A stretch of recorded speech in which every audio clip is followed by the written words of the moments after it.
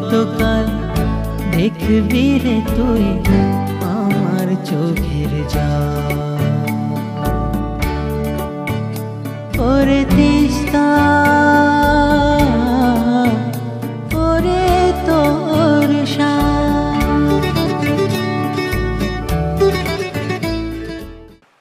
নমস্কার, জল সুন্দরী কথায় আমি সূর্যকমল।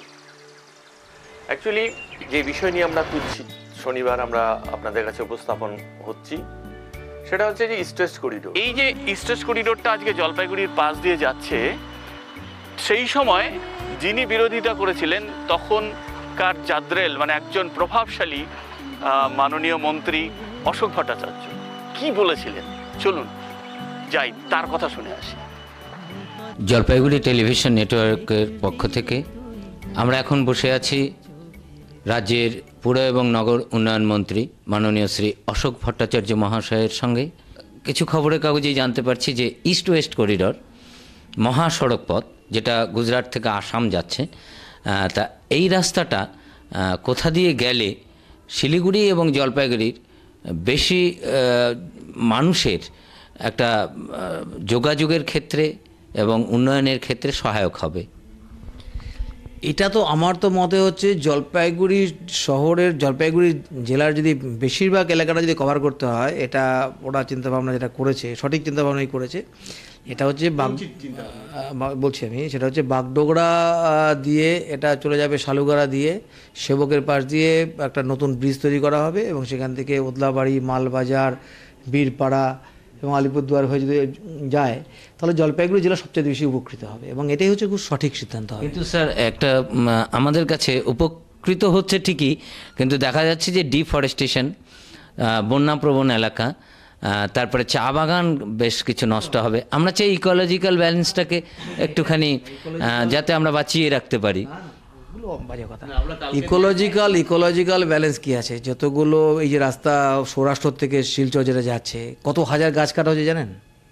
কত হাজার বাড়িঘর ভাঙা হয়েছে জানেন? হাজার হাজার বাড়িঘর ভাঙা হয়েছে, কয়েক লক্ষাধিক গাছ কাটা হয়েছে। এটা নিয়ে তো কেউ কোনো ইকোলজিক্যাল ব্যালেন্স কিছু বলেনি। প্রশ্নটা হচ্ছে যে এটা দিয়ে ওরা ন্যাশনাল হাইওয়েটা হচ্ছে ওই দিক দিয়ে, এবং তারা এখানে জমি তাদের অধিগ্রহণ করতে হবে না এবং সবচেয়ে জলপাইগুড়ি জেলা সবচেয়ে বেশি উপকৃত হবে এবং সেটা অবশ্যই এটা হওয়া উচিত। এবং শিলিগুড়িকে বাদ দিয়ে এটা হয় নাকি কখনো?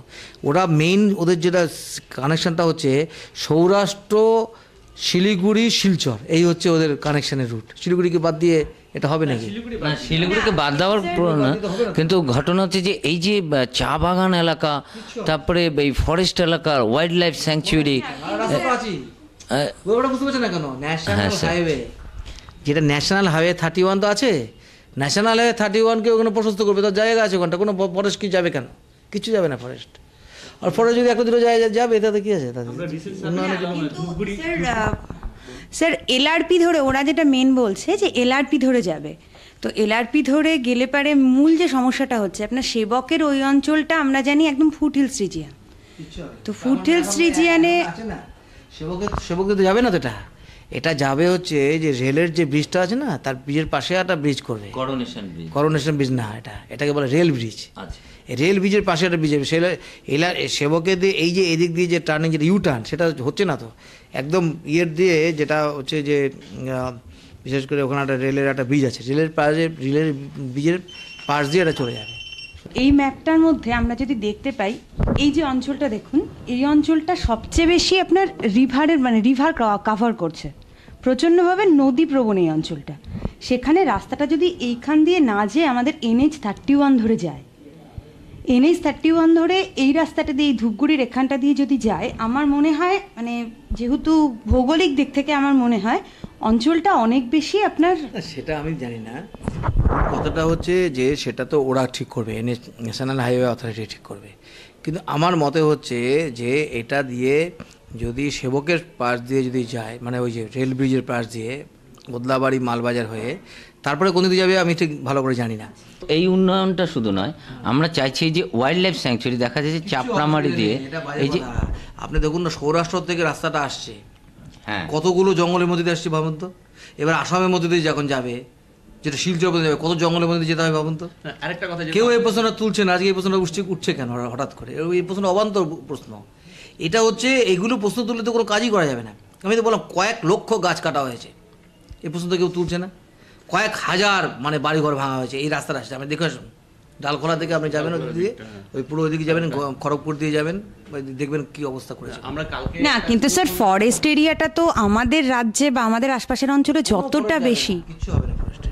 আরেকটা কথা যেটা মানুষ অনেক ফরেস্টের বেশি থেকে উপকৃত। আমি আরেকটা জিনিস মনে করছি, যেটা আমরা কালকে ধূপগুড়িতে সার্ভে করলাম, এখানে একটা আরএমসি একটা বিরাট মার্কেট আছে এবং প্রচুর পরিমাণে সেখানে দেখলাম আনাজপাতি উৎপাদন, ওখানে স্টক আছে। কিন্তু এই যে এখানে যে কৃষি দ্রব্য যে উৎপাদন হয়, সেই উৎপাদনটা তাহলে আমার মনে হয় কি, আমাদের মনে হয় এটা যে এখান থেকে ডাইভার্টেড হয়ে যাচ্ছে না কি সেক্ষেত্রে? এই রাস্তাও থাকবে, এই রাস্তা থাকবে, দুটো রাস্তা থাকবে, সেই রাস্তা থেকে আবার দুটো রাস্তা নিশ্চয়ই থাকবে, কিন্তু দুটো রাস্তা থাকার পাশাপাশি একটা 4-ওয়ে লেন বা একটা মহাসড়কের সঙ্গে তার যে কানেক্টিং বা তার যে ব্যবস্থা, সেটার সেই পারপাসটা কি সম্পূর্ণভাবে সার্ভ হবে বা মানে? আমার মতে এটা হবে, এটাই হচ্ছে আইডিয়াল। ওরা কি করবে আমি জানি না এখনো পরিষ্কার, কিন্তু এটাই হচ্ছে আইডিয়াল। এবং আমাদের প্রস্তাব হচ্ছে, আমার ব্যক্তিগত প্রস্তাব হচ্ছে, এবং ওরাও আমাদের রাজ্য সরকারকে ওরা জানিয়েছে যে ওদের প্রস্তাব হচ্ছে এটা, এবং এর দ্বারা জলপাইগুড়ি জেলা উপকৃত হবে এবং উত্তরবঙ্গের মানুষ ভীষণভাবে উপকৃত হবে। এবং এটা সবচেয়ে বড় কথা হচ্ছে এর জন্যে অনেক কম হচ্ছে ল্যান্ড অ্যাকুইজিশন করতে হবে। এবং ফরেস্ট যাবে বলছে, যা বলা হচ্ছে এটা একদমই ঠিক না। ফরেস্ট কিছুটা তো যাবেই, যে কোনো উন্নয়নের কাজ করতে গেলে কিছুটা ফরেস্ট যেতেই পারে, তার জন্য এত আশঙ্কিত হওয়ার কোনো কারণ নেই। আমরা না কিন্তু স্যার আপনি বললেন ল্যান্ড অ্যাকুইজিশনের ব্যাপারটা, সেটা তো এই রাস্তাগুলোর ক্ষেত্রেও ল্যান্ড তো রাস্তা তো আছেই এক্সিস্টিং হাইওয়ে, এটা হচ্ছে স্টেট হাইওয়ে। স্টেট হাইওয়েটা মানে হচ্ছে রাজ্য সরকারের, এবং এখান থেকে যদি আবার যদি চওড়া করতে হয় যখন, তখন এত রাস্তা এখানে এতটা নেই। কিন্তু ওদের কাছে সুবিধাটা হচ্ছে যে এখানে ন্যাশনাল হাইওয়ে, সেটা হচ্ছে পুরোপুরি গভর্নমেন্ট অফ ইন্ডিয়ার রাস্তাটা। প্রকৃতি প্রেমিক মহলে একটা ভীষণ উঠেছিল, কিন্তু এখন প্রকৃতি প্রেমিক বুঝতে এই যে চাপড়ামারি দিয়ে এই যে বন্যাপ্রবণ এলাকা, চা বাগান, ফরেস্ট, বিস্তীর্ণ অঞ্চল, ওয়াইল্ড লাইফ, এগুলো নাকি প্রচণ্ডভাবে এফেক্টেড হবে। টুরিস্ট আসবে, ওখান থেকে যাবে, ন্যাশনাল হাইওয়ে থাকবে, শুধু ড্রাইভ করবে, আর দুদিক দিয়ে জঙ্গল দেখবে। এই রোডে যে পরিমাণ গাছগুলো কাটা যাচ্ছে, তাতে দেখা যাচ্ছে যে আমাদের বৃষ্টিপাতের পরিমাণটা কিন্তু অনেক হ্রাস পাবে। তাতে হয় কি, মানে একটা ইকোলজিক্যাল ব্যালেন্সের ক্ষেত্রে কিন্তু একটা সমস্যা এসেই যাচ্ছে। এই যে কেউ কথা বলেন গাছ লাগালেই যে বৃষ্টিপাত হবে এরকম কোনো কথা না। আজকে তাহলে এই গত বছর বর্ষাটা হচ্ছে সবচেয়ে বেশি বর্ষা হয়েছে, কি তার মানে বেশি গাছ লাগানো হয়েছিল? না স্যার, কিন্তু কমে গেলে একটা ভয় থেকেই থাকে যে গাছের নিয়মটা হচ্ছে গাছ যাবে কিছু, আবার গাছ রিপ্লেস করে। না, আপনার আমাদের সরাসরি একটাই প্রশ্ন, সেটা হচ্ছে যে যদি এদিক দিয়ে হয় তাহলে কি মানে আমাদের যেটা আমরা সুবিধা মনে করছি যে এদিক দিয়ে গেলে বেশি মানুষের, বেশি জনপদের সুবিধা, এটাই হচ্ছে যে যেদিক দিয়ে সুবিধা হবে আমাদের পরিষ্কার কথাটা হচ্ছে যে মালবাজার ওদলাবাড়ি থেকে শুরু করে একদম আলিপুরদুয়ার পর্যন্ত মানুষ উপকৃত হবে। সমগ্র যে এই রাস্তাটা হওয়ার পরে দার্জিলিং জেলার উপকার হবে খুব অল্প, কারণ দার্জিলিং জেলা তো হচ্ছে একটুখানি বেশিটা পড়ছে, বেশিরভাগ তো জলপাইগুড়ি জেলা উন্নত হবে। আমরা চাই স্যার বেশি সংখ্যক মানুষ, জলপাইগুড়ি জেলা মানে জলপাইগুড়ি শহর না, জলপাইগুড়ি জেলা মানেটা হচ্ছে যে বেশিরভাগ মানুষ। আমার কাছে ওদলাবাড়ি, বীরপাড়া ব্যবসায়ী সমিতি থেকে শুরু করে ওখানকার নাগরিক সমিতি কত যে চিঠি পাঠিয়েছে আমার কাছে, কত আমার কাছে পাঠিয়েছে। জলপাইগুড়ি শুধু জেলার উন্নতি না, একটা জনপদের উন্নতি হবে, একটা গোটা জনপদের উন্নতি, এবং জনপদের উন্নতির সাথে সাথে কিন্তু সড়ক ব্যবস্থাটা অঙ্গাঙ্গিভাবে জড়িত, এবং কৃষি ডেভেলপমেন্ট। আমরা রাস্তাই হচ্ছে আসল গ্রাম প্রধান দেশ, মানে রাস্তাই হচ্ছে আসল রাস্তা দেখাবে। মানে আপনি হচ্ছে পথে আবার নামো, এবার পথে হবে, পথ ছাড়া মানে কোনো গতি নেই। কিন্তু একটা শেষ কথা স্যার, যে এই যে বিরাট অঞ্চল জুড়ে বন্যাপ্রবণ এলাকা, পুরো এটাই দেখা যাচ্ছে যে উত্তরবঙ্গটা বন্যাপ্রবণ।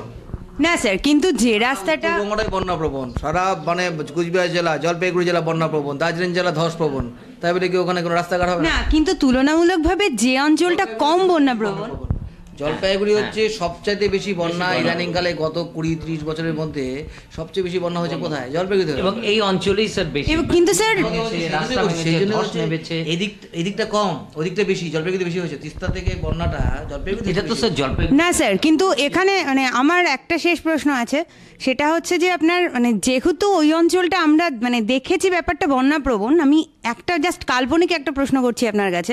মানলাম ওখান দিয়ে 4 লেনটা হলো, সেক্ষেত্রে যদি কোনো ব্রিজ ভাঙে, 4 লেনটা এমন একটা জিনিস যেটাকে তো আপনি এক মুহূর্তের জন্য বন্ধ রাখতে পারবেন না, কারণ ওটা টোটাল মানে ইন্ডিয়াকে কানেক্ট করে।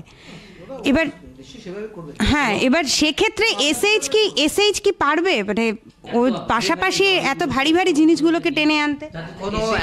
এখনো দেখবেন যে কোনো বন্যা বা ধসে যখন হয়, যখন আমাদের ইঞ্জিনিয়াররা খুব তাড়াতাড়ি রাস্তাটা খুঁটে দেয়। কোনো ধস বা বন্যার প্রবণতা শুধু উত্তরবঙ্গে না, অনেক জায়গাতে আছে, আসামেও আছে এখন। তাই বলে তো তারা তো শিলচর এখানে তো আরও খারাপ হবে। শিলচর যদি যে পাহাড়, এটা এত বেশি একটা পাহাড়ের দিকে যেতে হয়, তো সেখানে তো রাস্তা তারা করাই উচিত না। সেগুলো ভাবনা চিন্তা করে এতটা আমি জানি না, আমি ওদের আমার রাজ্য সরকারের ব্যাপারও না এটা, আমার ব্যক্তিগত প্রস্তাব হচ্ছে যেটা মূলত হচ্ছে যে অ্যাওয়ারনেস প্রোগ্রাম।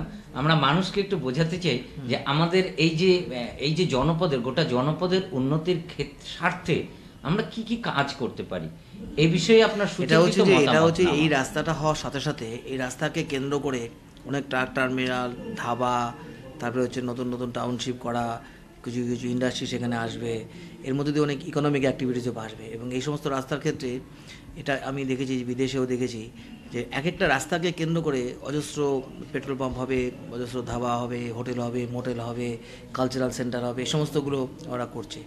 এইগুলো হলে দারুণভাবে ইকোনমিক অ্যাক্টিভিটি বেড়ে যাবে। এবার ট্যুরিজমের ক্ষেত্রে কি খুব ভালো হবে, বিরাট।